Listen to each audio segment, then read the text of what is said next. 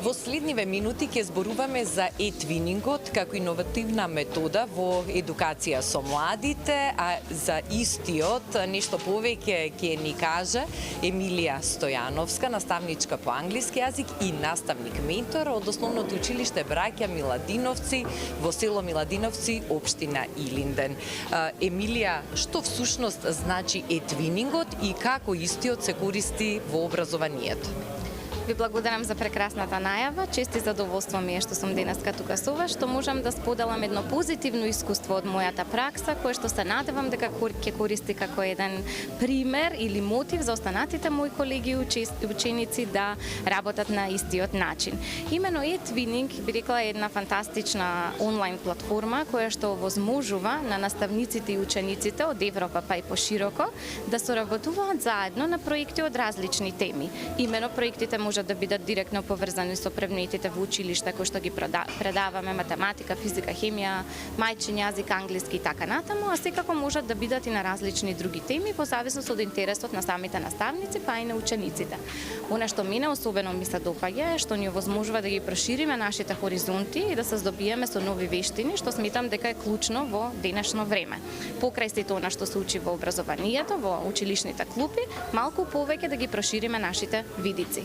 Еве конкретно јас сум особено гордо што оваа година работиме на еден проект кој што се вика In Someone Else's Shoes или како е да се биде во нечија туѓа кожа, кој што всушност обработува поважни датуми кои што се насочени на лицата со хендикеп или со посебни потреби.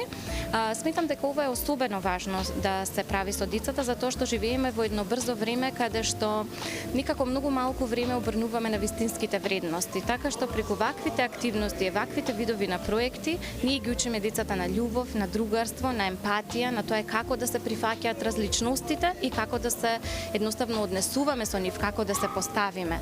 Покрај сето ова, учениците исто така ги развиваат и своите дигитални вештини, затоа што како што реков ова е онлайн платформа и учениците сето тоа што го учат и го работат, треба да го спакуваат во некоја дигитална алатка и да го објавиме онлайн. А со самото тоа што е онлайн е уште поголем плюс затоа што може да допре до многу други ученици да видат како се работи, како треба да се прифаќаме и сакаме меѓу себе, така што сметам дека може да има само едно позитивно искуство од целиот проект. Како да се научат младите да се заштитат при користењето на интернетот како алатка во нивното секојдневие, не само во образованието, туку и воопшто?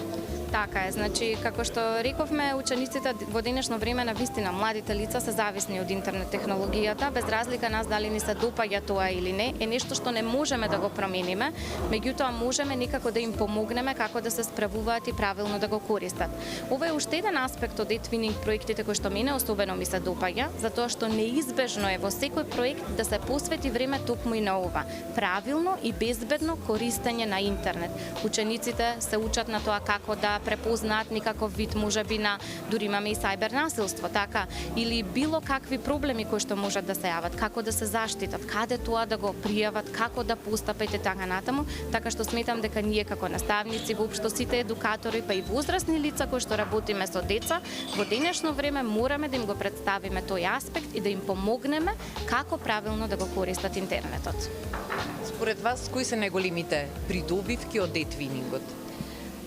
Има навистина многу придобивки според мене. Еве јас конкретно како наставник по англиски јазик, прво ми е многу важно што учениците успеваат да го употребуваат јазикот надвор само од затворената училница, што впрочем е и најважно затоа што тие треба да се обучат да го употребуваат во секојдневието, нели каде и да отидат. Значи тие имаат можност преку онлайн состаноци да комуницираат со учениците од другите земји, со наставниците од таму, да се запознаваат, представуваат, да разменуваат идеи, искуства и така натаму.